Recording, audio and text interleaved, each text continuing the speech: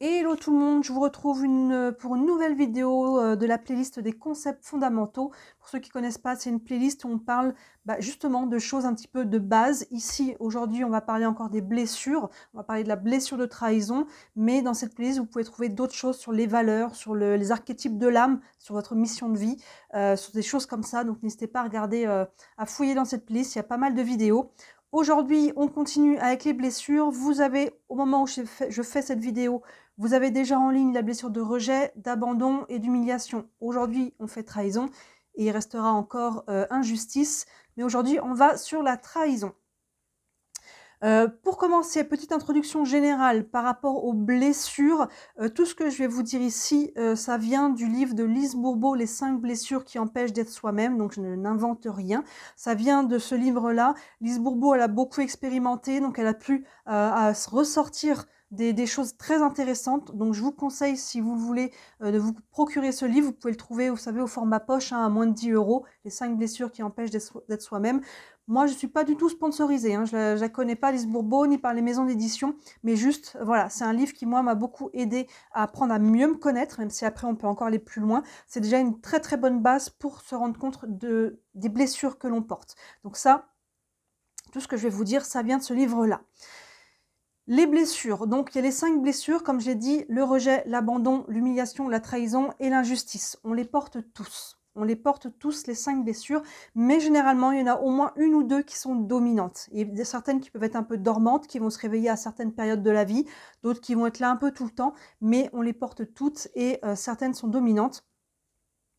Et ces blessures, en fait, ce qu'il faut comprendre, c'est que quand on s'incarne, quand une âme vient s'incarner, alors là je parle d'incarnation, vous voyez comment ça vous parle ou pas, mais c'est ce principe de base pour comprendre un petit peu qui est important. Quand une âme s'incarne pour vivre quelque chose dans sa vie, dans cette nouvelle vie, elle s'incarne avec ses blessures. Vous voyez, ça c'est important, très important de le comprendre parce que en règle générale, on a un schéma qui n'est pas bon, qu'il faut inverser, un schéma mental, c'est-à-dire que par exemple je vis quelque chose de difficile dans ma vie, qui peut même emmener un traumatisme, et que maintenant je pense qu'à cause de ça, j'ai la blessure peut-être d'abandon ou de trahison. On est dans la trahison. Quelqu'un m'a fait vraiment la pire des blessures de trahison. Du coup, maintenant, j'ai cette blessure. Non, c'est l'inverse. J'avais cette blessure depuis ma naissance. Cette personne est venue l'éveiller, est venue appuyer dessus. Vous voyez, cette blessure, c'est pas la personne qui vous a blessé,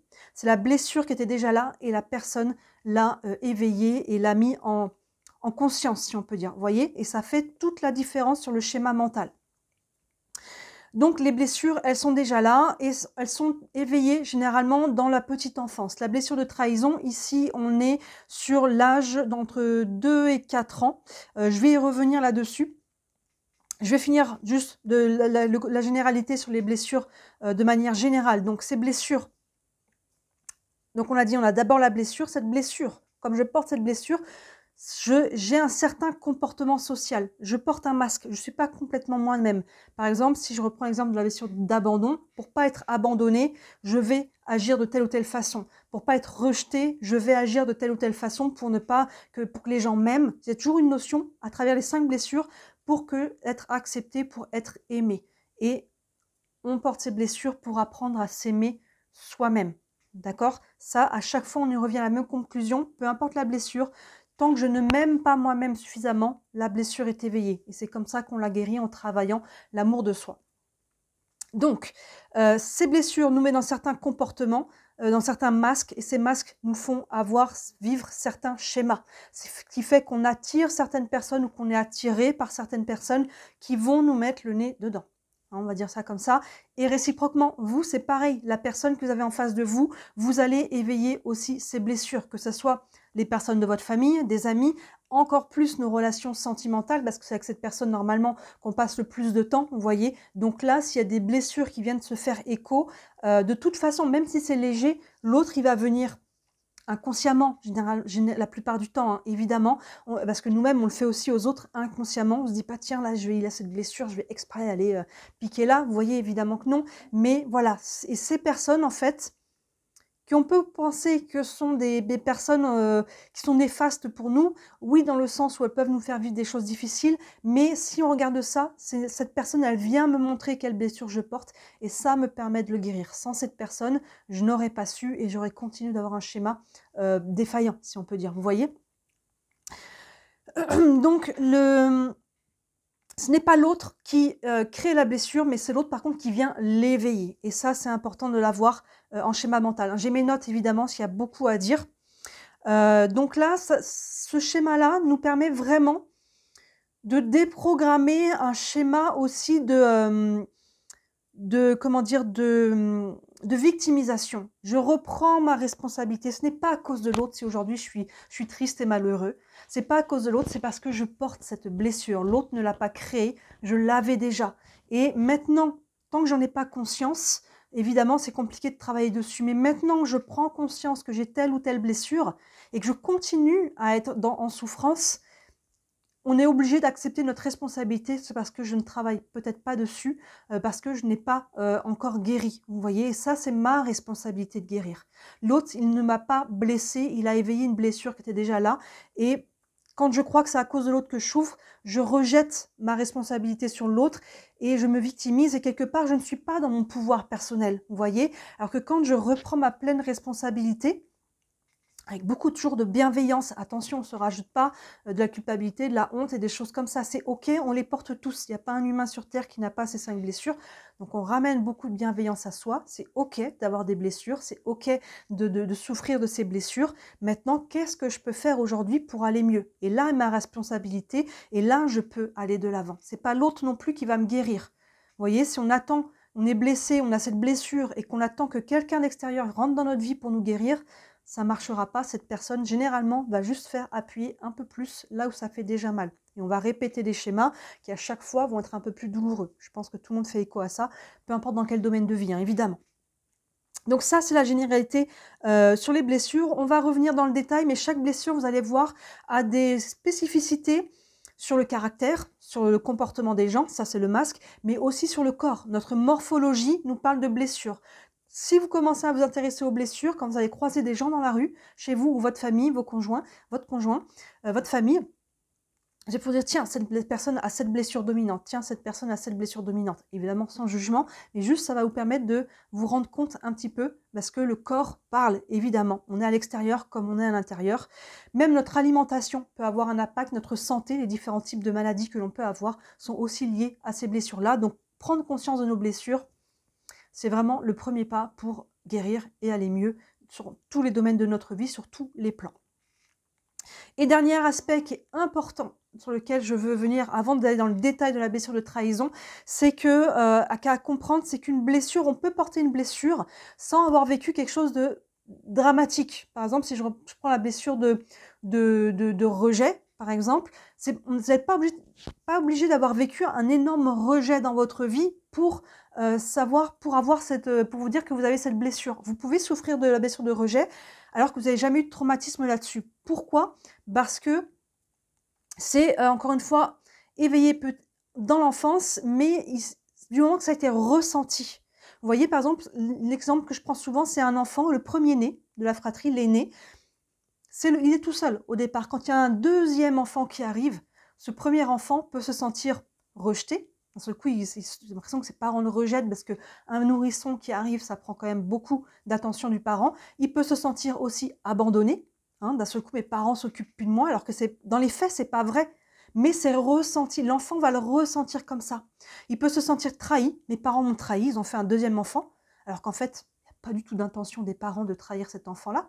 Ça peut être vécu comme de l'injustice ou comme encore une humiliation. Vous voyez, même on peut avoir vécu la même chose, ça souvent on le voit dans les fratries, on peut avoir vécu exactement la même expérience, on va le vivre différemment parce qu'à la base on porte une blessure différente. Ce que quelqu'un a vécu comme un rejet, l'autre va le vivre comme une blessure de trahison. Vous voyez, et là, à partir du moment où ça a été ressenti, même l'espace d'un instant, ça a pu éveiller la blessure. Vous voyez, il n'y a pas besoin d'avoir eu un traumatisme pour éveiller la blessure. C'est peut-être quelque chose que vous vous rappelez même pas, mais à un moment donné dans votre enfance, peut-être qu'on vous a dit quelque chose, ou il y a quelque chose qui s'est passé, ça a éveillé la blessure, Et en grandissant, évidemment, si on ne travaille pas dessus et qu'on n'en a même pas conscience, ça fait un effet boule de neige. Et quand on est adulte, on passe notre temps à désapprendre tout ce qu'on a appris pendant notre enfance. Il faut croire que c'est le jeu. Allez, donc ça, c'était à préciser que si vous cherchez quelle blessure vous avez, n'allez pas forcément chercher dans vos traumas. Hein, peut y avoir quelque chose de beaucoup plus subtil, à un moment donné, qui a éveillé cette blessure-là. Donc là, on va aller dans le détail, ça va vous permettre de vous rendre compte si vous portez, enfin, on les porte toutes, mais à quel niveau, surtout, vous les portez. Pour ça, ce que je vous conseille, moi, ce que je fais souvent, à chaque fois que je me penche dans les blessures, c'est que je prends un petit carnet, à chaque fois que je me reconnais, je le note. Alors ça, c'est pas facile. L'ego n'aime pas ça. L'ego va dire non, c'est pas du tout moi. Je me reconnais pas du tout, alors qu'en fait, la personne, elle est en plein dedans. Mais c'est pas facile de se regarder en face. C'est pas facile de se dire oui, effectivement, j'ai ce comportement, j'ai ce masque-là. On ramène de la bienveillance. Mais est-ce que ça va être vraiment utile de me mettre dans un état d'esprit où là, je suis capable de me regarder en face. C'est moi face à moi-même. On s'en fiche des autres. Et à chaque fois que vous reconnaissez, vous le notez. Pourquoi? Parce que quand on y revient plus tard, déjà juste en prenant vos notes, vous allez voir, vous dire « Ah bah tiens, ça, je suis plus du tout dans ce comportement. Ça non plus. Ah ça, peut-être encore un peu. » Et ça va vous permettre de voir qu'est-ce qui a été guéri déjà, votre avancement. Et souvent, si vous relisez le livre ou regardez à nouveau la vidéo, vous refaites. Et à l'inverse, il y a peut-être des choses qui, sur le moment où vous avez lu le livre ou vu la vidéo, ça ne vous a pas interpellé parce que peut-être vous n'étiez pas encore prêt à regarder cette partie de vous en face. Mais à ce moment-là, vous serez peut-être plus prêt à vous dire « Ah oui, mais ça, mais carrément, je ne m'en rendais pas compte avant. » Vous voyez? Et ça, le fait de prendre des notes, ça va vraiment vous aider à voir votre évolution et à pouvoir travailler là-dessus et à vous rendre compte. La première chose pour guérir, c'est s'observer. Une fois que je connais mon comportement et ma blessure, quand je suis en relation avec les autres, je me rends compte, je me dis « Tiens, mais ça… » Elle disait ça dans son livre ou dans la vidéo. En fait, là, je suis totalement en train de me protéger. Je suis totalement en train de porter un masque. Et là, en fait, vous voyez, je m'observe, ça va vraiment vous aider. Donc, de lister là où vous vous reconnaissez, ça va vous aider énormément. Allez, on est parti clairement dans la blessure de trahison cette fois. C'est le masque du contrôlant. Les gens qui ont une blessure de trahison dominante, ça va être des grands contrôlants. On en connaît tous. Vous l'êtes peut-être vous-même, encore une fois, c'est OK. C'est les contrôlants. La définition du dictionnaire de la trahison, de trahir, ça veut dire cesser d'être fidèle à quelqu'un ou une cause, abandonner ou livrer quelqu'un. Donc la blessure de trahison est liée à une notion de fidélité et de confiance. Vous voyez déjà si ces mots vous parlent, mais généralement, quand on a été blessé au niveau de, qu'on a une blessure de trahison, donc on a été blessé parce qu'on porte cette blessure, généralement, en tant qu'adulte, on a déjà éprouvé plusieurs fois cette blessure, on peut avoir, si elle n'est pas guérie, cette blessure, des soucis à faire confiance et des soucis peut-être au niveau de la fidélité, justement, que l'autre nous soit fidèle, d'être fidèle à nous-mêmes aussi, ou d'être fidèle à quelqu'un. Pas que dans le domaine sentimental, attention, hein, c'est vraiment général. Donc cette blessure, comme je disais tout à l'heure, elle est éveillée généralement entre l'âge de 2 et 4 ans. On est sur une généralité que Lise Bourbeau a observée à travers ses recherches. Maintenant, voyez comment ça vous parle, et c'est généralement par le parent du sexe opposé. Donc en tant que femme, ça peut être votre père. En tant qu'homme, ça peut être votre mère, vous voyez, qui a éveillé cette blessure. Et encore une fois, on a mis aussi de la compassion là-dessus, notre parent. Peu importe comment ça s'est passé, il ne s'est pas dit, tiens, je vais éveiller sa blessure, je vais faire exprès. Vous voyez, c'est comme ça. Vous êtes incarné pour guérir cette blessure. Donc forcément, quelqu'un devait l'éveiller. Et les premières personnes autour de nous dans notre enfance, c'est nos parents. En tout cas, les gens qui ont fait votre éducation. Hein. Certains n'ont pas forcément eu leurs parents, mais il y a quand même eu sûrement des personnes qui aussi ont fait votre éducation. Donc ces personnes-là sont aussi concernées. Et cette blessure a pu être éveillée parce qu'il y a peut-être pu y avoir par rapport à ce parent du sexe opposé une sorte d'idéalisation. Et à un moment donné, cette idéalisation, c'est un peu effondré, un peu comme un château de cartes, on a pu avoir une désillusion, et c'est ça, ce parent, on a pu se sentir trahi, hein, c'est ça qui a pu éveiller. Hein, que ça soit encore une fois très subtil ou que quelque chose qui est très concret, qui a une désillusion assez forte, c'est ça qui peut généralement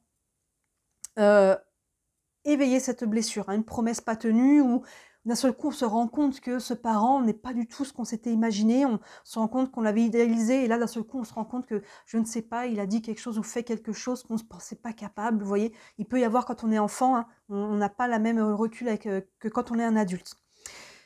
Cette blessure de trahison, comme je disais, c'est le masque du contrôlant. Donc quelqu'un qui a le masque du contrôlant, Dans son caractère, c'est quelqu'un qui justement va faire attention, comme on parlait de confiance et de fidélité, à être toujours digne de confiance. C'est quelqu'un qui va dire, moi tu peux me faire confiance, t'inquiète pas, je suis digne de confiance. Il va vous rappeler tout le temps qu'il est digne de confiance, que c'est quelqu'un qui est fidèle et responsable, et il va s'assurer aussi que les autres gardent leur engagement.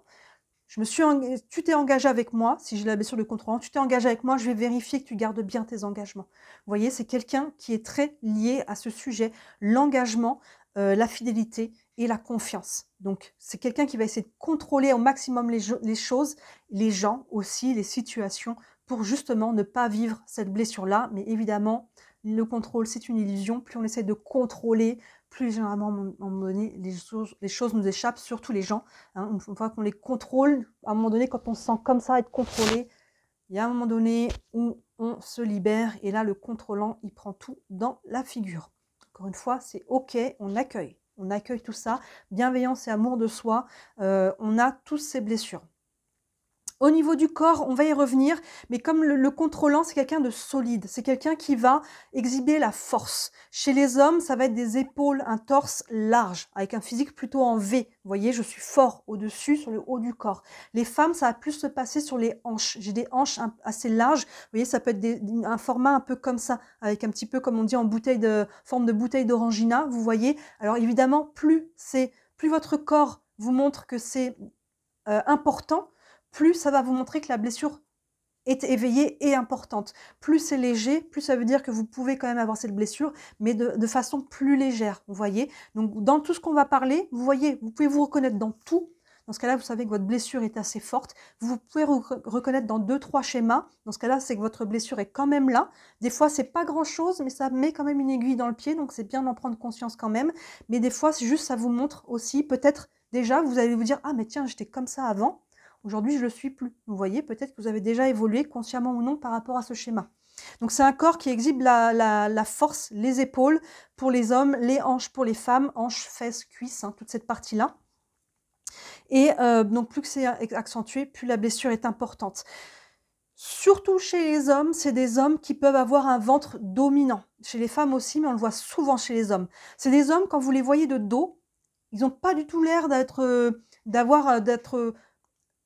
fort, on va dire, parce que c'est pas gros. Les personnes qui ont une corpulence de surpoids, on est plus dans la blessure d'humiliation. Elle est en ligne, si ça vous intéresse, n'hésitez pas à la regarder. Le blessure de trahison, ça va plus être au niveau du ventre. Donc quand on voit ces personnes de dos, les personnes ont l'air fines, mais dès que vous voyez de profil ou de face, vous voyez qu'il y a une prédominance au niveau du ventre. Hein, c'est ce que je crois que les hindouistes appellent la force du hara. Ces hommes, c'est souvent chez les hommes qu'on voit ça. Hein, les épaules vont être larges et le ventre va être rond. Il y a vraiment quelque chose de cet ordre-là. Et là, vous savez que vous avez affaire à quelqu'un de contrôlant. C'est des gens qui sont justement pas gros, mais qui sont forts. On va utiliser le mot fort pour en parler d'eux et non pas gros. Vous voyez, j'aime pas le mot gros, mais voilà, vous voyez ce que je veux dire. Je trouve que le mot gros, il est assez réduisant. On a le corps qu'on a, ça c'est ok, hein, encore une fois. Mais vous voyez la différence entre gros et fort. La blessure de trahison, la personne va être qualifiée de forte, solide.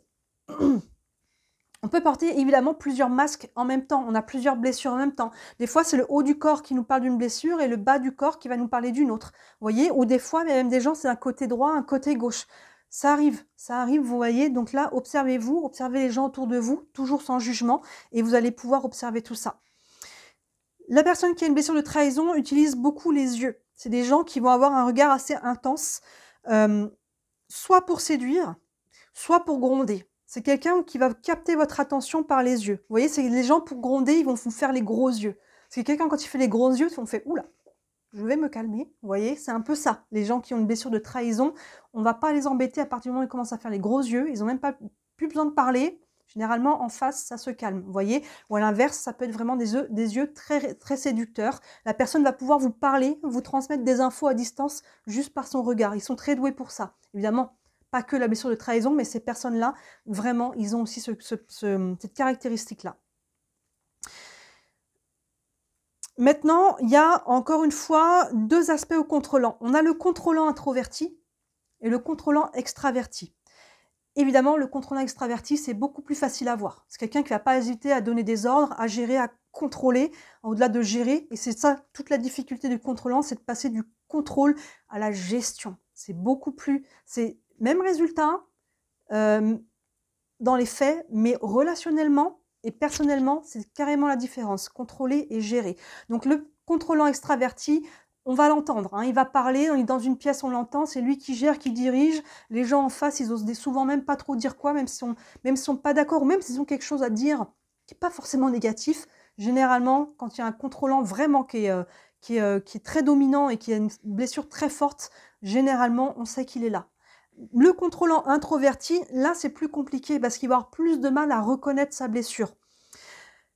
C'est plus sournois, en fait, parce qu'il est contrôlant, mais il ne va pas s'imposer. Donc, je vais contrôler justement de façon un peu plus sournoise, vous voyez, mais pourtant, le contrôle est là. Ça va être peut-être un peu plus psychologique, ça va être un peu plus détourné, parce que j'ai quand même ce besoin de contrôler. Encore une fois, on accueille avec beaucoup de bienveillance, mais je n'arrive pas à peut-être prendre ma place. Par exemple, quelqu'un qui est à la fois contrôlant au niveau de sa blessure, donc trahison et rejet. Les blessures de rejet, c'est l'opposé.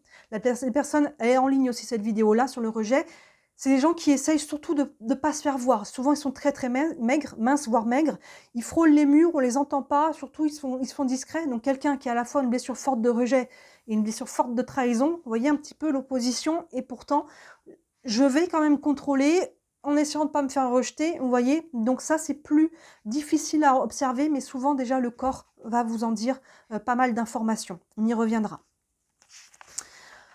Ensuite, les personnes avec la blessure de trahison, donc on a dit que c'est des personnes fortes physiquement, mais elles vont montrer qu'elles sont aussi fortes intérieurement. Donc c'est des personnes qui vont montrer qu'elles ont du courage, qu'elles sont capables, qu'elles vont essayer de prouver aux autres, de montrer, de démontrer, de se justifier, de montrer, regarde comme je suis fort, comme je suis courageux, comme je suis capable. Vous voyez, il y a vraiment beaucoup de personnes qui sont dans ce schéma-là.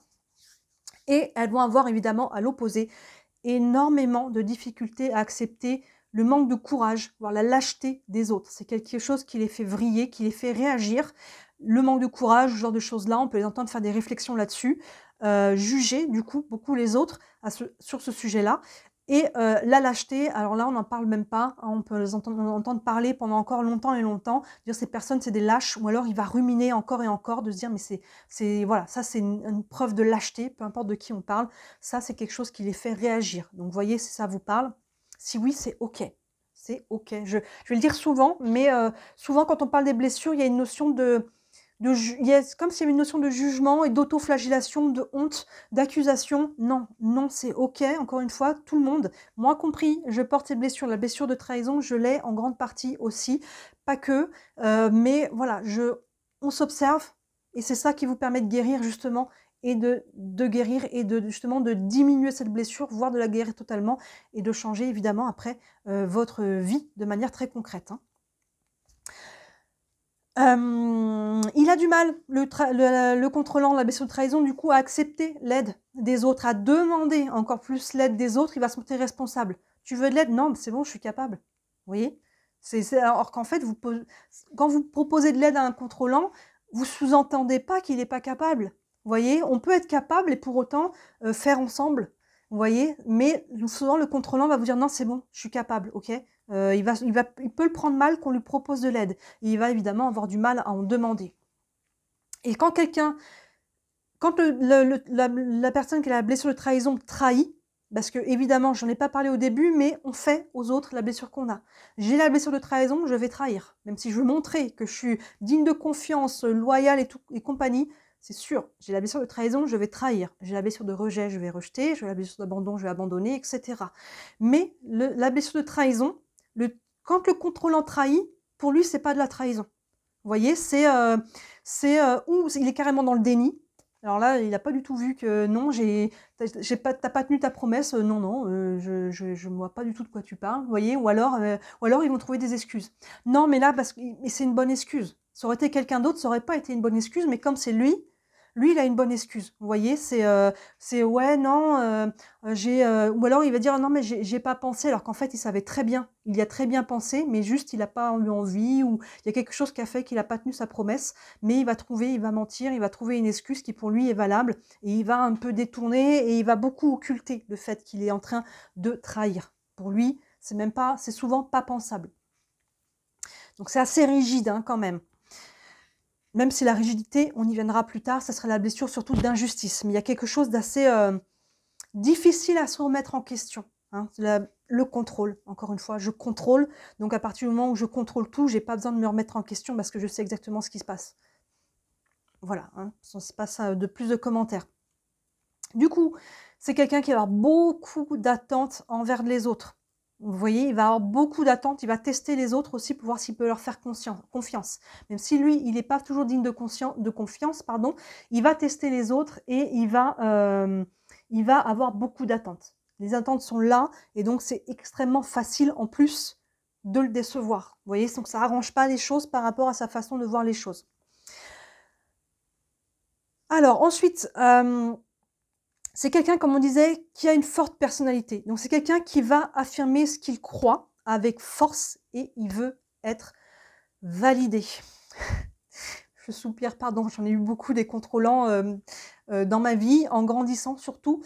Et c'est quelqu'un qui veut absolument être validé et qui va confondre le fait d'être compris et d'être validé. C'est-à-dire que quelqu'un, tant qu'il ne vous aurait pas dit « oui, d'accord, tu as raison », il va continuer, il va continuer, il va continuer. Il va vouloir vous convaincre qu'il a raison, qui souvent, il sait tout sur tout, il a tout vu, il a tout fait, vous voyez. Donc encore une fois, vous voyez à quel niveau. Mais c'est quelqu'un, quand vous allez lui dire « ok, je comprends », il va comprendre « ok, tu as raison ». Ce sont deux choses différentes, vraiment différentes. Donc, si vous avez un contrôlant qui insiste, vous ne voulez pas prendre de temps, dites-lui, et vous n'êtes pas d'accord, dites-lui « je comprends ». Ça va se calmer rapidement. Ou là, hein, évidemment, homme ou femme, dire le contrôlant, la blessure de trahison. Mais lui, dans sa tête, il va entendre « ok, tu m'as compris, donc ça veut dire que tu es d'accord avec moi ». Et donc, si vous revenez sur le sujet derrière et que vous êtes à nouveau en dissonance, il va dire « mais tu avais dit que tu t'étais d'accord et tout », alors que non, vous lui avez juste dit que vous comprenez. Mais c'est quelqu'un qui va avoir besoin absolument que les autres le valident. Il faut toujours que je sois validée pour dire que c'est moi qui ai raison. D'accord? Oui, tu as raison. Tu sais tout, tu as tout fait, d'accord? Vous voyez, je suis d'accord avec toi. Mais si vous n'êtes pas d'accord, évidemment, dites-lui, je comprends ton point de vue, je comprends que tu dises ça, je comprends que tu as le droit de le penser. Pour autant, ça ne valide pas, mais lui, il va confondre les deux. Il va éviter, évidemment, toutes les situations où il n'a pas le contrôle. Là où il ne peut pas gérer, généralement, il va fuir. Il va prendre la tangente parce qu'il va sentir que là, il n'aura peut-être pas la main d'une manière ou d'une autre. S'il y a quelqu'un qui a un ascendant, je ne sais pas, peut-être intellectuel sur quelque chose, un ascendant sur une connaissance, sur une capacité, là, il va juste pas rentrer dans la partie parce que il va pas pouvoir contrôler. Il y a quelqu'un qui va avoir la main, vous voyez. Donc généralement, il va là où il est quasiment sûr d'avoir le dernier mot, et si c'est moyen, il va forcer pour avoir le dernier mot. Vous voyez, c'est quelqu'un qui est vraiment là, hein, on le sent. Alors évidemment, ça peut être beaucoup plus doux. Là, je vous parle vraiment de la blessure quand elle est vraiment à l'extrême. Il y en a beaucoup, il y en a quand même un certain nombre de gens comme ça, mais évidemment, peut-être que vous pouvez vous reconnaître là-dedans à moindre, hein, à un niveau moindre. Ça peut dire que vous avez quand même cette blessure, mais voilà, c'est pas à ce point-là, mais observez-vous quand même. Qu'est-ce que je voulais vous dire? C'est quelqu'un du coup qui est assez rapide dans ses actions, dans sa compréhension. C'est quelqu'un qui va vite et il ne supporte pas les gens qui sont lents. Les contrôlants. Moi, honnêtement, ceux qui travaillent ma patience et surtout mon self-control, c'est les contrôlants quand ils mettent leurs fesses dans une voiture. Ils sont dangereux. Stupides et dangereux. C'est ceux qui vont vous coller aux fesses sur l'autoroute à 130 et qui sont à ça du pare-choc et qui se rendent compte pas que le moindre petit à-coup peut faire partir une voiture en tonneau. Ils sont tellement impatients, on doit leur libérer le passage, c'est leur route, vous voyez. Ça, c'est des contrôlants. Si vous vous posez la question, ça, c'est clair que c'est des contrôlants, ceux qui n'ont pas de patience avec les autres. Quelqu'un qui marche sur le trottoir lentement, un petit papy, une petite mamie, et que le contrôlant il arrive derrière, il va s'énerver direct. Oui, tous, des fois, on a envie de marcher plus vite, c'est un petit peu galère, il faut contourner, il faut descendre du trottoir des fois. C'est pas toujours très fun, mais le contrôlant, il va vriller. Le contrôlant, il va vriller, il va pas avoir la patience. Vous voyez, avec ces gens-là, il faut que ça aille vite et ils peuvent être, pour moi, assez, des fois, dangereux dans les situations comme, par exemple, j'ai pris pour les voitures. C'est des gens qui peuvent être dangereux. Si vous vous reconnaissez, encore une fois avec beaucoup d'humilité et de bienveillance, mais reconnaissez que des fois votre comportement peut être extrême si vous êtes parmi ces gens-là. Zen, on calme les choses, on ne prend pas de risques et on ne met pas sa vie et la vie des autres en danger parce qu'on ne peut pas attendre une demi-seconde. Vous voyez, ça c'est important. C'est l'extrême du contrôlant et de la blessure de trahison. Mais c'est des gens qui ont besoin que ça aille vite. Et par contre, à l'inverse, ou quelqu'un qui parle et qui prend du temps pour parler et que le contrôlant il a envie d'abréger direct, il peut couper la parole. Ça ne va pas le déranger. Par contre, quand lui parle, si quelqu'un lui coupe la parole, ça va être très mal accepté. Ça va être « laisse-moi terminer, j'ai pas fini là ». Vous voyez, ça va vraiment être un côté « tu me laisses parler, j'ai pas fini ». Alors que quand quelqu'un parle, lui, il n'a pas de difficulté à interrompre les gens. Encore une fois, on voit à quel niveau ça vous parle. En tant que parent, si vous êtes parent, ou si vous voulez observer vos parents, c'est des parents qui veulent du coup que l'enfant aille toujours vite. Vite, vite, dépêche-toi ci, dépêche-toi ça, il faut toujours que ça aille plus vite. C'est un parent qui met des coups de pression par rapport à la vitesse, il faut que ça aille vite, vous voyez. Et pour lui, peu importe parent ou pas parent, mais la personne contrôlante, c'est plus important pour cette personne de finir premier que d'avoir bien fait. Que ce soit une compétition sportive, que ce soit au boulot, que ce soit peu importe quoi, du moment que je suis arrivé premier, c'est tout ce qui compte. Que ça soit bâclé, on s'en fout, je suis premier. Par contre, vous voyez, il y a ce côté, c'est plus important. Alors les deux peuvent être importants, mais c'est plus important d'être premier que d'avoir bien fait les choses. Ça, parce qu'il faut que ça aille, et puis il faut qu'on reconnaisse que je suis fort, que je suis capable, que j'ai de la valeur à travers tout ça. Et pourquoi chacune des blessures, on a un masque parce qu'on veut que les autres nous aiment. Je montre que je suis digne de confiance, que je suis capable, que je suis loyale, que machin, parce que comme ça, les gens vont m'aimer. Les gens vont se dire « Waouh, toi, t'es génial, qu'est-ce que je ferais sans toi ?» Vous voyez, parce qu'à travers ça, on cherche de l'amour. Mais évidemment, cette blessure, derrière, elle nous fait souffrir parce qu'on n'a pas assez d'amour pour nous-mêmes. À chaque fois, on en revient à ça. On continue. Le contrôlant, c'est celui qui peut avoir le plus de 5 blessures de changement d'humeur. C'est quelqu'un qui peut avoir beaucoup des relations amour-haine, qui peut être très haut et qui peut être très bas. Et ça peut varier des fois assez rapidement. Alors là, on ne parle pas des personnes qui sont peut-être neuroatypiques et qui peuvent avoir des changements d'humeur. C'est quelque chose encore à part. Il y a des gens qui ont des changements d'humeur qui sont joués, ça se joue à autre chose, des changements hormonaux, des choses comme ça. On ne parle pas de ça. On parle vraiment là de la blessure des contrôlants qui peuvent avoir des changements, qui peuvent partir dans des colères noires, qui peuvent vraiment vriller. Vous voyez, ou à l'inverse, qui peut être en mode tout le monde est mon ami, c'est génial et tout, je suis le meilleur pote de tout le monde. Vous voyez, donc ça peut être très déstabilisant. Donc si le contrôlant a besoin de travailler sa patience et sa tolérance. Si vous reconnaissez dans la blessure de contrôlant, donc de trahison, plus vous allez voir que vous êtes patient, plus vous allez voir que vous êtes tolérant, plus vous allez vous rendre compte que vous avez guéri votre blessure. Voyez, là vous vous dites avant, oh là, ça me faisait vriller ça avant. Aujourd'hui, je vois que je suis beaucoup plus patiente ou patient. Là, vous allez savoir que vous allez travailler dessus. À l'inverse, il y a des choses qui vous font vriller comme ça.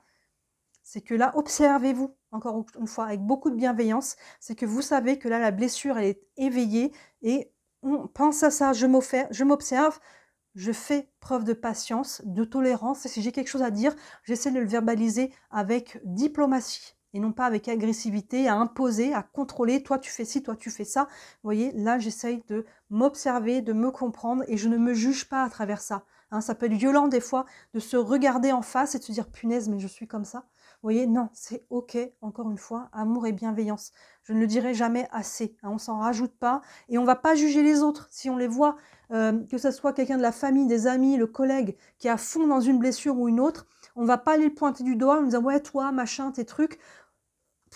Là, on pointe le doigt vers soi, on laisse les autres.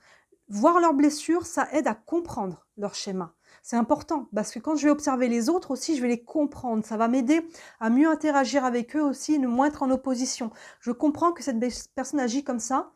J'aimerais bien qu'elle soit plus présente, qu'elle soit plus ancrée, qu'elle soit plus là, qu'elle prenne plus la parole. Mais là, je viens de me rendre compte qu'en fait, cette personne a une méga blessure de rejet. Donc, la personne n'est pas capable. Tant que cette personne est dans sa blessure de rejet et qu'elle veut absolument qu'on ne la voit pas, si on pouvait l'oublier qu'elle existe, vous voyez. Donc ça nous aide à comprendre les autres. mais on ne va pas aller les juger, leur mettre le nez dedans, hein, évidemment. Le but ici, c'est de ne pas aller dire aux autres, toi ceci, toi cela.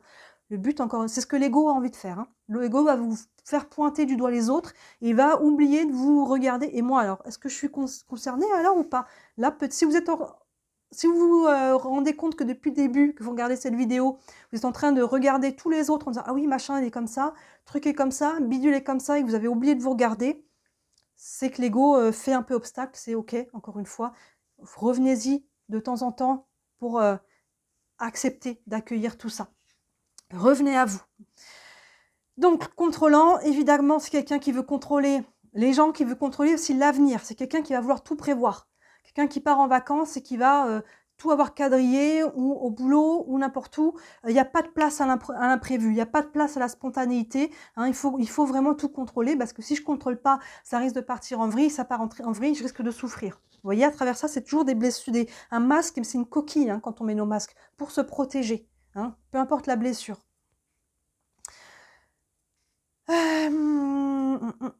Qu'est-ce que je peux dire? Donc évidemment, c'est quelqu'un qui n'aime pas les retards, que les gens soient en retard, que des dossiers soient en retard, que quelque chose prenne du retard, peu importe si c'est la faute à quelqu'un ou la faute que juste que des fois on n'a pas la main sur les choses. Le contrôlant, comme il contrôle, lui dans sa tête, si tu avais la main, tu voyais, même si c'est une force du destin, il y a une tempête ou il y a un truc, si, t'avais qu'à anticiper, vous voyez, c'est vraiment ça, il supporte pas les retards, donc encore une fois, on est sur de l'impatience et de l'intolérance, c'est ce que le contrôlant doit essayer de travailler, et du coup, il a du mal à déléguer, évidemment, et c'est quelqu'un qui doit faire tout, du coup, qui se dit qu'il doit faire tout seul, parce qu'il ne peut pas compter sur les autres, il ne peut pas faire confiance aux autres, donc il a du mal à déléguer, c'est quelqu'un qui va être fatigué, c'est quelqu'un qui va souvent être du coup aussi sur les nerfs.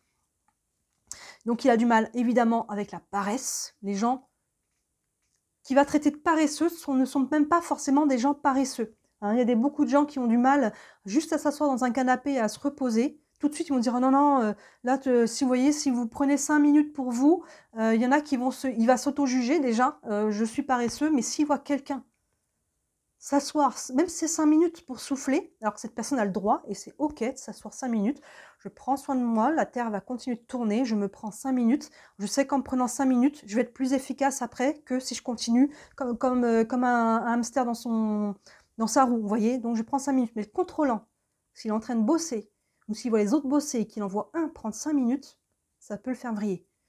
Paresseux, direct. Paresseux, vraiment, c'est quelqu'un qui va vraiment, il va dire dans le jugement, tu prends 5 minutes, t'es paresseux. Moi, est-ce que je prends 5 minutes? Non, mais le contrôlant, c'est son problème s'il ne prend pas 5 minutes. Hein. Il peut pas, vous voyez, il va le reprocher aux autres, mais il n'a qu'à en faire autant, vous voyez. Donc ça, encore, ça montre cette blessure-là. Donc ça peut créer, c'est quelqu'un qui peut avoir beaucoup du mal avec la gestion de la colère, hein. Évidemment, impatience, intolérance, ce genre de choses-là, le contrôle. Et à l'inverse, il va s'opposer aux autres, il va le montrer. Par exemple, quand je reprends l'exemple, il voit quelqu'un qui est en train de paresser, il va le dire. Toi, tu passes, regarde-moi, à l'inverse, regarde-moi tout ce que j'ai fait depuis ce matin, j'ai fait ce dossier, j'ai fait ce machin, j'ai fait truc, ou j'ai fait le ménage, ou j'ai fait ça, ça, ça, et je l'ai super bien fait. En plus, regardez tout le monde, donnez-moi une coupe, une médaille et un trône. J'ai fait tout ça, alors que toi, t'as fait quoi, toi? T'as fait rien. Alors que l'autre, il a peut-être fait beaucoup de choses aussi, mais vous voyez, le contrôlant, il va vouloir qu'on remarque. C'est quelqu'un, comme je disais, qui est dans une pièce, quelqu'un évidemment qui a une blessure très forte, il va être dans une pièce, on va le savoir. Il va contrôler, il va diriger, mais il va faire savoir qu'il est là, et il va se faire savoir à tout le monde tout ce qu'il fait de génial. Et à quel point on peut compter sur lui à travers ça. Parce qu'à travers ça, on va lui dire « Waouh, t'es génial, oh, merci d'avoir fait tout ça, mais qu'est-ce qu'on aurait fait sans toi ?» Et ça, c'est de l'amour qui prend. Vous voyez, parce qu'il y a des personnes évidemment qui vont lui dire « Mais c'est génial, merci, bravo, tout ça. » Il y en a évidemment. Et c'est pour ça qu'il fait ça, pour avoir cette distinction. Qu'est-ce que j'ai encore à vous dire? Oui, donc il croit que tout le monde doit, au-delà de peu, doit lui faire confiance. Donc si il veut faire quelque chose qui implique qu'on lui fasse confiance et que quelqu'un lui dise « Non, t'inquiète, je vais demander à machin ou à truc », même ça ne veut pas dire « J'ai pas confiance en toi », lui il va l'interpréter comme ça. Vous voyez, il faut lui faire confiance. Vous devez tous, et chacun qu'on est sur la planète, on doit leur faire confiance. Il y a une notion de dû à travers ça qui peut être très forte. Mais à l'inverse, Lui, il ne fait confiance, ou il a vraiment des difficultés à faire confiance à qui que ce soit. Vous voyez, parce qu'il y a cette peur derrière de trahison, hein, c'est la blessure, de loyauté, de fidélité. Donc, et à travers ça, on n'oublie pas que lui, il trahit aussi. Donc évidemment, c'est quelqu'un qui a du mal à se confier, parce qu'il va croire que la personne va trahir peut-être un secret. Par contre, si on lui confie un secret, c'est pas fort probable qu'il soit le premier à aller le répéter. Et quand, encore une fois, on va après le confronter, il va avoir une excuse, il va être dans le déni. On va dire: ah non, mais je savais pas que c'était un secret, moi je pensais que tout le monde était au courant, vous voyez, alors qu'en fait, vous voyez, il va essayer de biaiser, ça peut être très sournois, hein, là-dessus. Donc évidemment, il va s'occuper pas que de ses affaires, mais aussi, voire surtout, des affaires des autres. Il va vouloir contrôler. T'en es où? Tu fais quoi? Voilà. Et là, et toutes les 2 minutes. Alors on va dire: mais c'est bon, là, tu as déjà vu 2 minutes. Fais comme ça. Fais comme ça. Vous voyez, c'est les chefs d'entreprise contrôlants, c'est compliqué parce que ils veulent tout faire, mais ils sont obligés de déléguer et ils n'ont pas confiance. Donc en plus de faire ce qu'ils veulent tout faire, ils vont faire en plus, regarder ce que font les autres. Donc du coup, en plus, il va prendre du retard, mais ça va être de la faute des autres s'il y a du retard parce qu'on ne peut pas leur faire confiance. Et vous voyez un peu ce cercle vicieux, ça peut être très compliqué. Dans une famille, un chef de famille, un ou une, ça peut être la même chose aussi, ou dans n'importe quel cercle social, évidemment. C'est quelqu'un qui va avoir des difficultés à déléguer et qui va vouloir avoir tout contrôlé. Et du coup, forcément, par extension, s'il y a quelqu'un au-dessus de lui, il va avoir du mal avec l'autorité. Ça va être très compliqué, l'autorité, pour le contrôlant. Parce que quand on va lui donner une tâche à faire, il va sentir qu'on le contrôle. Non, tu ne me dis pas ce que je dois faire. Alors qu'en fait, c'est sa tâche, c'est son travail. Vous voyez, surtout dans le domaine professionnel, la personne au-dessus de nous donne une tâche à faire. Et c'est notre travail de le faire, cette tâche, mais l'autre va se sentir contrôlé. Vous voyez, donc il va peut-être la faire comme il veut, ou autrement. Vous voyez, je crois que c'était Lise Bourbeau, justement, dans son livre, qui me donnait l'exemple d'une personne qui était venue faire des travaux chez elle, un contrôlant, et il lui avait dit avec son mari, il lui avait dit: voilà, on veut faire les choses comme ça. Et lui, il va dire: non, c'est mieux de le faire comme ci ou comme ça. Et eux, ils avaient insisté: c'est notre maison, nous, on veut comme ça. Et quand ils sont revenus 2-3 jours après, ils avaient vu que le contrôlant avait fait à sa façon. Et c'était trop tard, on ne pouvait pas tout péter et tout refaire. Mais le contrôlant avait dit: voilà, c'est pas toi qui vas me dire ce que je dois faire, alors c'est ton travail. Le gars, je ne sais pas s'il était maçon ou quoi, mais c'était son travail de faire la commande de son client. Mais non, il a décidé que lui savait mieux et qu'il allait faire à sa façon. Vous voyez, le contrôlant, il peut faire ça, encore une fois, dans différents domaines de vie. Ça peut être compliqué, mais si vous avez des contrôlants autour de vous, observez-les et ça peut vous aider à mieux interagir peut-être avec eux. Et le but, c'est pas de les confronter pas frontalement, surtout pas un contrôlant, aucune des blessures d'ailleurs. C'est pas le bon choix. Vous pouvez peut-être éventuellement engager des conversations, leur dire: oh, j'ai trouvé un super livre, voilà, ou une vidéo, une super vidéo sur YouTube, regarde, mais on ne peut pas aller travailler une blessure si on n'est pas prêt. Donc mettre le nez dedans à quelqu'un de sa blessure, vous allez avoir l'effet opposé. La personne ne va pas être prête, elle va avoir souvent un rejet envers l'idée déjà et envers vous. Donc ça va faire qu'envenimer. Donc la première personne, c'est vous. Travaillez avec vous. Et après, s'il y a des personnes autour de vous qui ont des blessures qui viennent vous pourrir la vie, bah, c'est votre choix aussi, comme vous pouvez, de vous extraire de ces personnes-là si elles ne sont pas prêtes. Hein. On n'est pas obligé de rester avec des personnes aussi qui nous font souffrir. Hein. Il faut savoir aussi choisir son entourage. Il y a des personnes qui ont des blessures et qui ne sont jamais prêtes à les travailler. Qu'est-ce que moi maintenant, qu'est-ce que je fais de ça? Je ne peux pas forcer la personne à changer. Est-ce que je reste dans son environnement ou pas? Ça, vous pouvez avoir un travail dessus, mais ce n'est pas sur la personne. Vous n'arriverez pas à changer quelqu'un. Cette personne ne veut pas changer. Ce n'est pas le but de ce travail-là. Le but, encore une fois, c'est de pointer les doigts vers soi. On est presque au bout. Donc c'est quelqu'un qui va donner des ordres, c'est quelqu'un qui veut tout savoir, qui sait déjà tout de toute façon, mais qui va tout savoir, qui sait tout comment les choses se passent. Il va donner son opinion, évidemment, même quand on ne lui a pas demandé. Hein, c'est quelqu'un qui va donner son opinion. Non mais moi je serais toi, je ferais pas ça, mais je t'ai pas demandé ce que tu ferais, je t'ai pas demandé conseil. Et évidemment qui va insister, hein, qui va confondre contrôle et aide. Non mais là moi je veux juste t'aider. Non, tu veux me contrôler. Mais lui il va penser qu'en fait, moi je dis ça c'est pour toi, hein, je veux juste t'aider. Hein. Non, tu essaies de contrôler ce que je vais dire, ce que je vais faire. Vous voyez la différence? Oui, et donc du coup, c'est quelqu'un qui va avoir horreur qu'on lui montre. Attends, je te montre comment on fait. Il va non, c'est bon, je vais me débrouiller. Je sais. Vous voyez ce que si vous lui montrez comment il fait, comment faire, ça sous-entend qu'il sait pas. Ça sous-entend qu'il n'a pas le contrôle et que il n'est pas capable. Vous voyez, le contrôlant, trahison, je suis capable. Donc si vous lui montrez comment faire un truc, ça sous-entend pour lui qu'il n'est pas capable, même si vous allez avec la meilleure des intentions. Vous voyez, donc ça, il n'aime pas. Et voilà, et j'avais noté aussi, oui, voilà, qu'il ne croit pas que ces mensonges en soient des vrais. Ça, on l'avait dit tout à l'heure.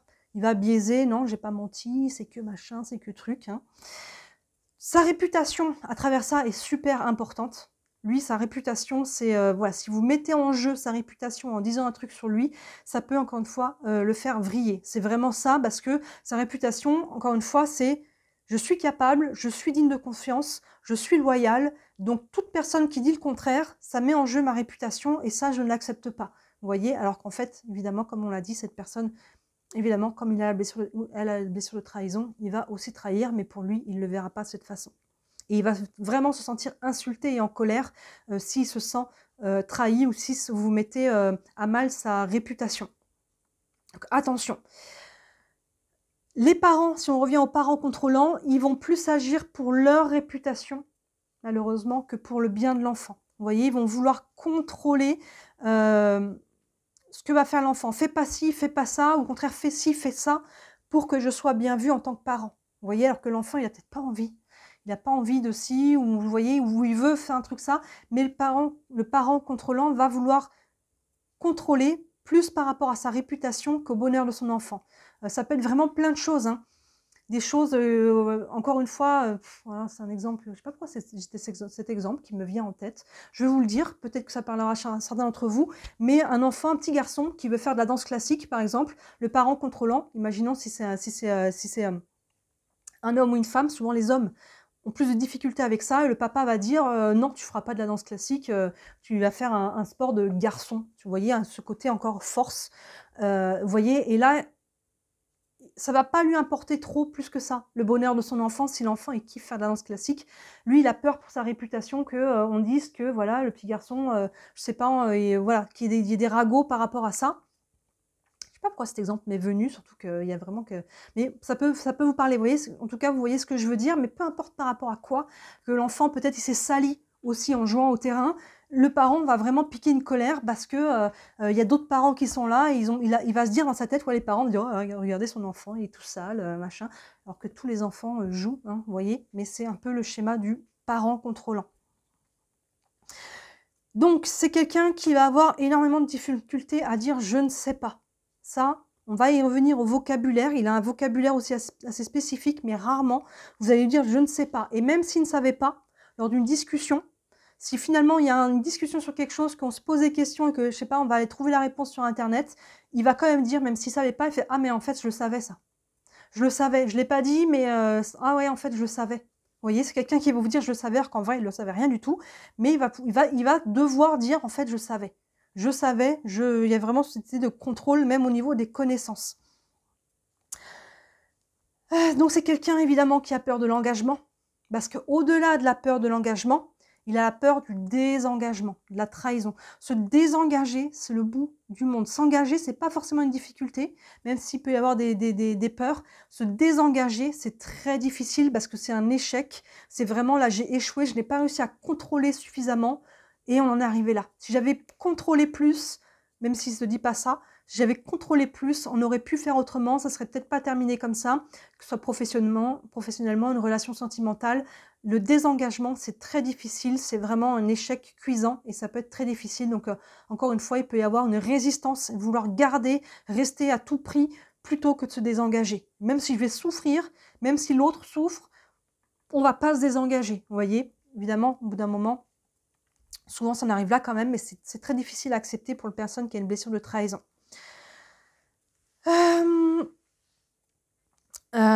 Surtout dans les relations sentimentales, pour des relations hétérosexuelles, comme on a dit que le parent du sexe opposé a pu éveiller cette blessure-là, vous voyez, dans des relations sentimentales, quand il y a une séparation, un désengagement, c'est vécu comme une trahison et ça peut justement faire écho, hein, évidemment, à cette blessure d'enfance qui n'est pas guérie. Hein, c'est une des blessures, c'est nos blessures d'enfance. Hein. Donc n'hésitez pas à aller recontacter votre enfant intérieur, votre petit vous, hein, en visualisation et de le prendre dans vos bras et de lui parler, de lui dire ce que vous auriez aimé, ce qu'on vous dise à cet âge-là, que ce soit enfant, adolescent, ou n'importe quelle période de votre vie. Hein. Mais voilà, il y a quelque chose dans le désengagement qui est aussi très difficile.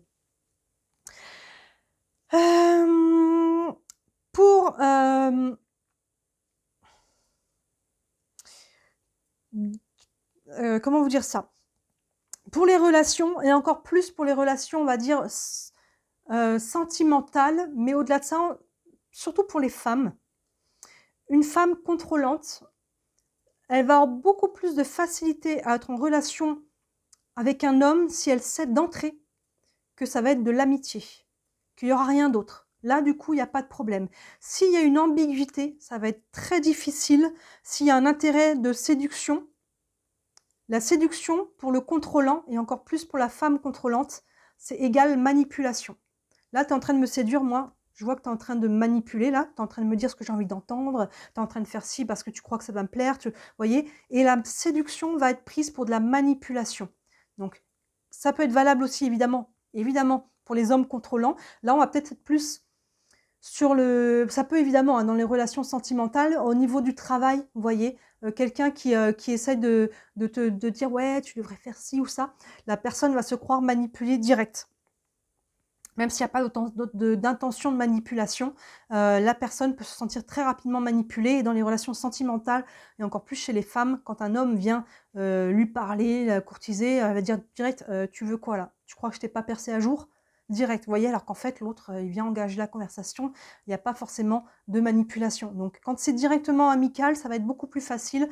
Quand il y a un intérêt de séduction, que ça soit sentimental, professionnel ou autre, ça va être tout de suite beaucoup plus verrouillé. On se dit, là, tu es en train d'essayer de me manipuler, je te fais pas confiance. Vous voyez, la confiance, on y revient encore et toujours. Ensuite, donc la blessure de trahison est liée aussi à la blessure est souvent liée à la blessure d'abandon. Hein, derrière la blessure d'abandon, on a souvent la blessure de trahison, on s'y reconnaît. Et elle a noté, Lise Bourbeau, qu'on peut avoir la blessure d'abandon sans avoir la blessure de trahison. Mais généralement, quand on a la blessure de trahison, on a tout le temps, elle dit, la blessure d'abandon derrière. Il y a généralement les deux trahisons enchaînent avec abandon. Abandon peut être sans trahison. Hein, n'hésitez pas à regarder la blessure d'abandon, vous allez comprendre, il y a des similitudes avec les deux. Donc le contrôlant confond contrôle et diriger. Donc évidemment, le contrôle sous-entend la peur. Je dirige par la peur. J'ai peur de me faire engueuler, donc je vais faire ce que le contrôlant me dit. Parce qu'en plus, il fait des gros yeux. Si en plus, il hausse la voix, parce que comme on dit, ils peuvent péter des colères, des choses comme ça. Ils peuvent gueuler. Généralement, ça file droit. Mais là, il n'est pas respecté, le contrôlant. Si vous gérez les choses comme ça, si vous contrôlez les gens comme ça, et vous croyez que vous êtes respecté, vous vous trompez. Vous faites peur aux gens. C'est pas la même chose que d'être respecté et de diriger. Diriger sous-entend la confiance. Les gens vont faire ce que vous leur dites parce qu'ils ont confiance en vous et que vous avez confiance en eux. Vous savez qu'ils vont faire le travail que vous leur avez demandé. Vous voyez la différence? C'est ce qu'on disait au tout début, des différences entre contrôler et gérer. Peut-être qu'au final, vous aurez un travail, une finition qui sera peut-être la même, mais tout le rapport social et l'anxiété que vous allez procurer aux autres et votre relation aux autres, ça va être le jour et la nuit. Donc, gérer est vraiment la différence avec contrôler. Il y en a un qui comprend la peur. Maintenant, il y a les contrôlants qui contrôlent par la peur, qui en ont bien conscience et qui sont totalement d'accord avec ça. Hein. On reconnaîtra pas mal de dictateurs, évidemment, là-dedans. Donc, c'est quelqu'un aussi qui a totalement peur du reniement. Il y a des gens qui, des fois, vous suppriment de leur vie du jour au lendemain. Ça, pour le contrôlant, c'est hyper difficile à vivre. Hein. D'être d'un seul coup, je n'existe plus. Ça, c'est vraiment, pour tout le monde, hein, évidemment, c'est difficile à vivre. D'être rejeté, d'être renié de cette manière-là. Mais pour le contrôlant, c'est le reniement, c'est sa plus grande peur. Que d'un seul coup, on oublie que j'existe, on me dit que j'existe plus alors que je suis quelqu'un de fiable, je suis quelqu'un de capable, je suis quelqu'un de fort, je suis quelqu'un de digne de confiance. Pourquoi est-ce que quelqu'un me fait ça? Vous voyez, c'est vraiment compliqué à accepter. Et pourtant, avec les colères qui piquent, lui, il est capable de faire ça. De dégager directement quelqu'un, un patron qui va licencier, un ami, toi tu m'as fait ce coup-là, je me suis sentie trahie parce que tu as raconté mon secret, alors que moi je raconte le secret des autres, mais tu as raconté mon secret, tu n'existes plus.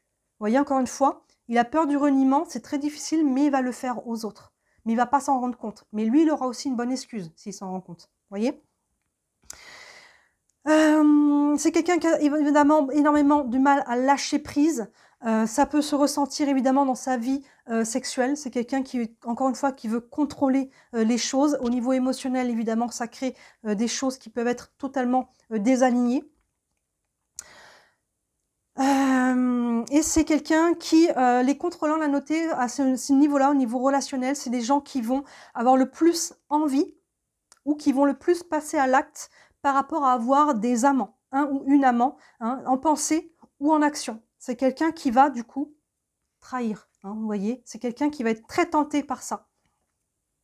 Et c'est quelqu'un aussi à l'extrême qui peut complètement renier sa vie sexuelle et se dire qu'il est totalement OK avec ça. Moi, je n'ai pas besoin de ça. Et c'est quelqu'un qui va complètement tout couper. Hein. C'est quelqu'un, évidemment, cette énergie, elle est importante, elle est nécessaire. Hein. Il y a un chakra qui est lié à ça. C'est aussi cette énergie sexuelle de la créativité dans tous les domaines de vie qui fait qu'on prend plaisir dans la vie, avec les gens, à manger, à faire des choses. C'est toute cette énergie-là. Hein. C'est pas que la sexualité en soi, c'est la créativité, le fait de prendre plaisir. Donc quelqu'un qui coupe ça, évidemment, ça crée des déséquilibres dans sa vie. Hein. Mais souvent, il va se trouver une bonne raison d'avoir complètement coupé ça, parce que derrière, la blessure est tellement forte, il y a tellement de peur d'être blessé encore, que la personne va couper à ce niveau-là.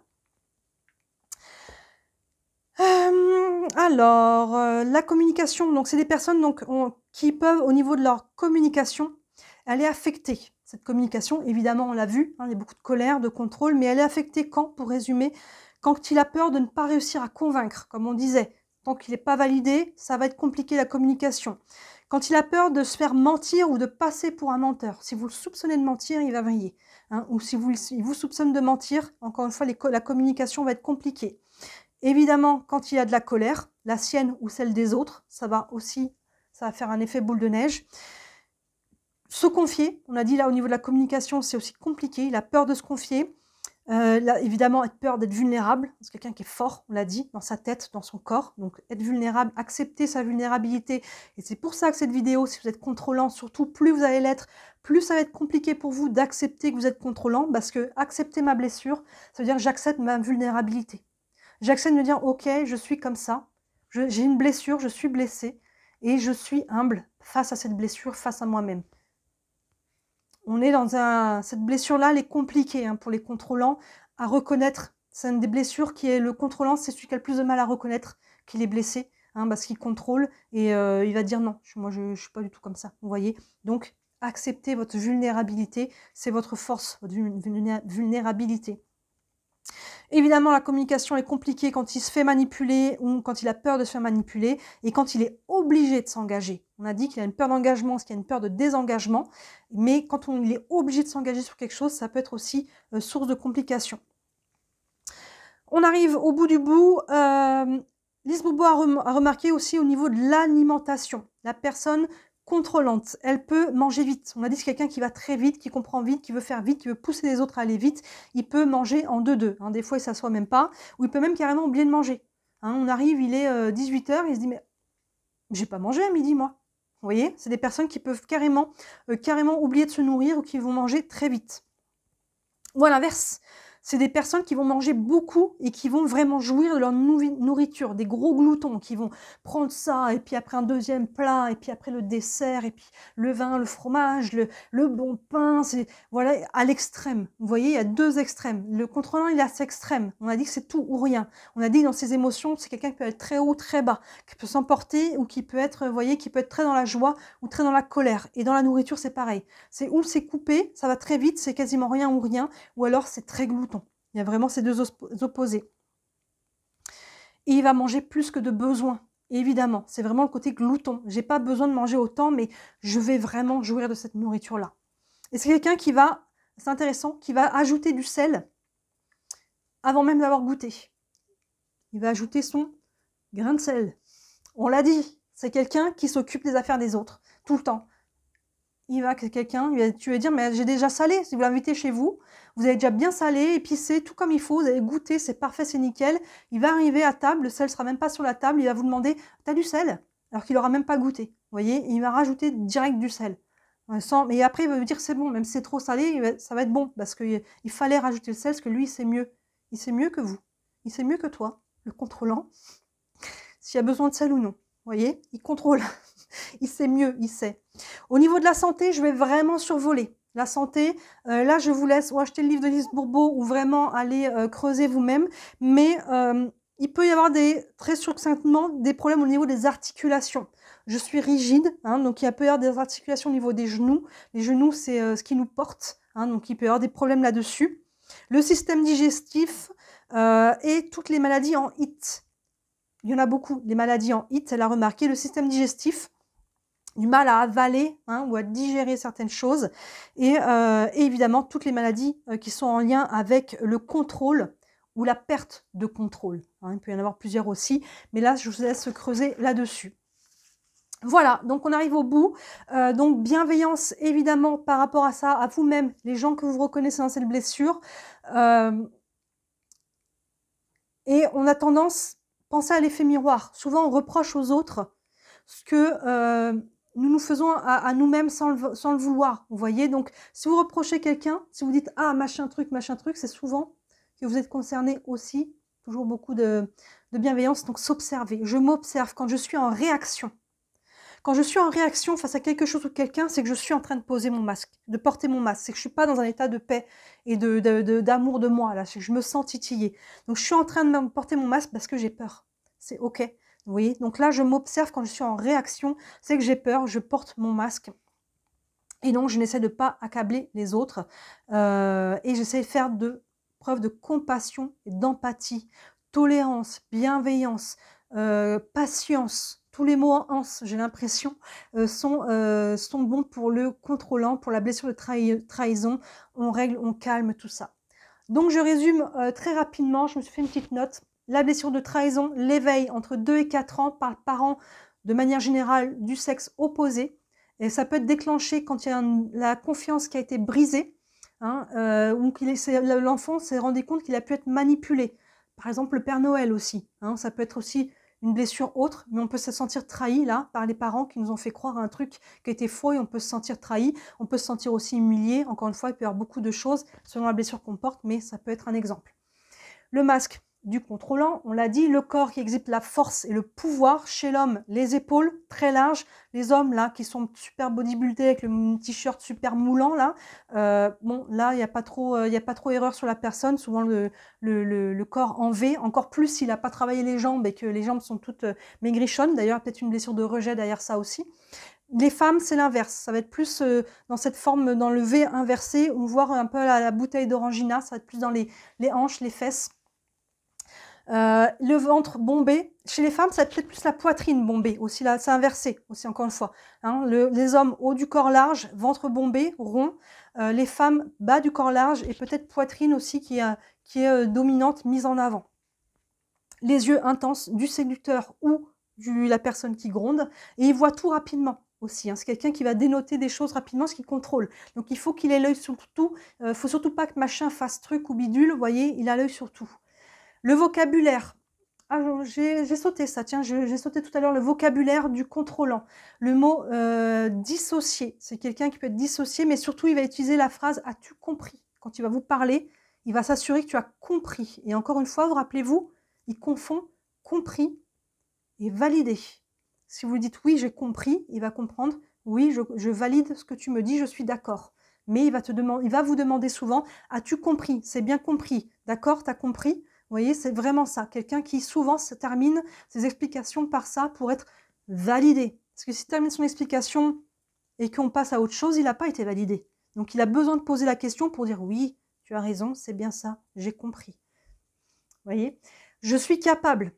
Proposer de l'aide ou quoi que ce soit et dire non, mais moi je peux le faire ça. Je suis capable, ou je peux le faire, ou je suis capable. Vous voyez, ça, c'est va le dire, laisse-moi faire seul. Laisse-moi faire, je vais le faire. Je n'ai pas besoin de ton aide. Hein. Je le savais, même s'il ne savait pas. Il savait quand même. Fais-moi confiance. Hein, il faut lui faire confiance alors que lui ne fait pas confiance. blessure de trahison, c'est là où il y a le plus de mal, fais-moi confiance.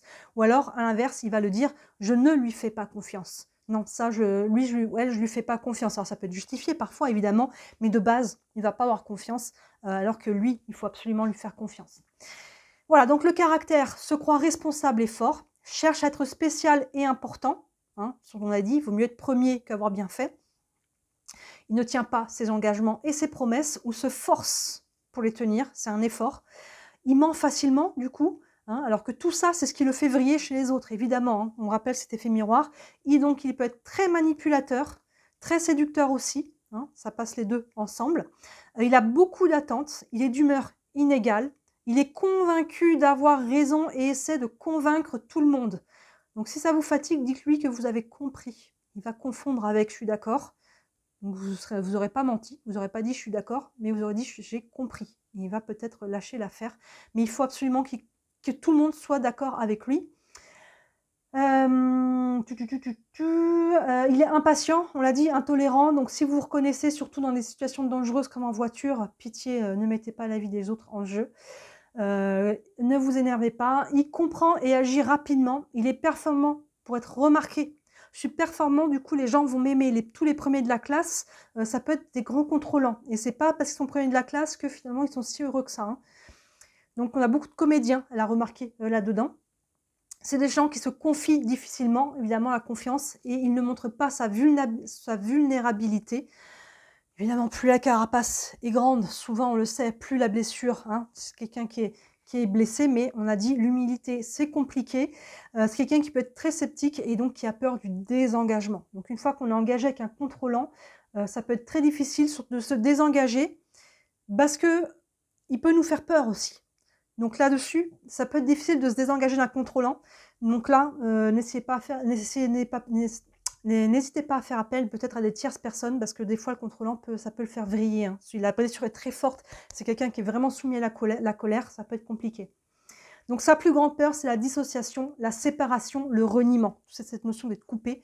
Hein, c'est quelqu'un qui va avoir la sensation d'être coupé en deux. Quand il se sépare, il peut se dire « j'ai l'impression qu'il me manque une moitié hein, ». J'ai l'impression d'être coupé, dissocié, séparé. Il y a quelque chose, j'ai perdu...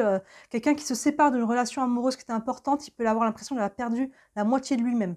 Hein, il peut le ressentir presque physiquement. Donc ça, si vous êtes concerné, la blessure de trahison peut être assez forte. Et c'est sûrement parce que vous avez cette blessure que la relation n'a pas marché. Vous voyez le schéma? On y revient, on a la blessure, donc on vit, on a ce masque, donc on a tel comportement qui nous font vivre telle situation qui nous blesse. La blessure était là en amont, ce n'est pas la faute de l'autre qui m'a blessé, c'est la blessure était là, l'autre a éveillé. Son alimentation, donc un bon appétit, il mange rapidement, il ajoute du sel, des épices, tout ce qu'il veut sans avoir goûté, peut se contrôler lorsqu'il est occupé, mais il perd le contrôle par la suite. Et enfin, donc les maladies, on l'a dit tout à l'heure rapidement, les maladies en HIT, tout ce qui est en lien avec le contrôle ou la perte de contrôle. Là-dessus, je vous laisserai creuser un peu plus loin. Je vais pas aller trop loin dans le côté santé. Voilà pour la blessure de trahison. J'espère que ça vous parle. Il me restera encore à faire la blessure d'injustice. Encore une fois, on les porte toutes ces blessures.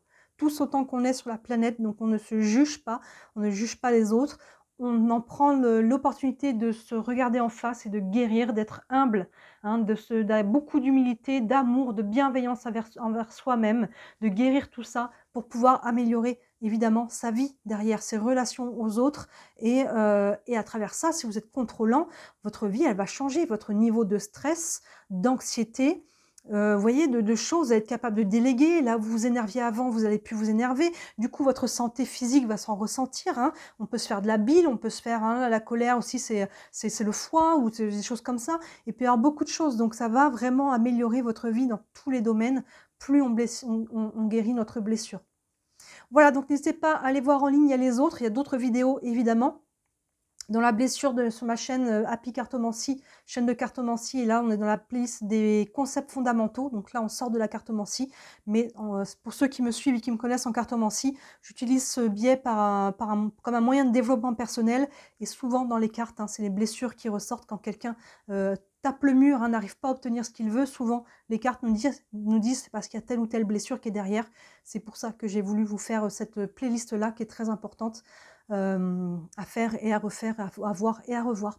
Voilà, donc n'hésitez pas à me dire en commentaire si vous reconnaissez, si vous reconnaissez quelqu'un. Toujours évidemment, encore, je me répète, hein, mais beaucoup de bienveillance envers soi et envers les autres. N'hésitez pas à regarder les autres vidéos qui pourraient vous parler.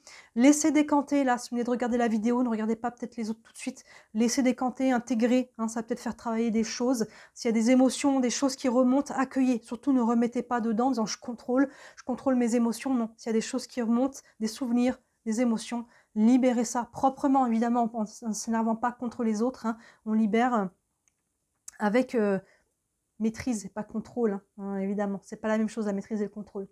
Voilà pour vous. Ben écoutez, j'attends, dites-moi en commentaire si ça vous parle. N'hésitez pas à liker la vidéo, à la partager, à commenter. Vous savez que tout ça aussi, moi, ça m'aide hein, sur la chaîne pour me faire connaître et faire connaître cette chaîne-là. Donc voilà, et n'hésitez pas à regarder tout ce qui est en ligne. Il y a pas mal de choses. Je vous dis à très bientôt. Ciao.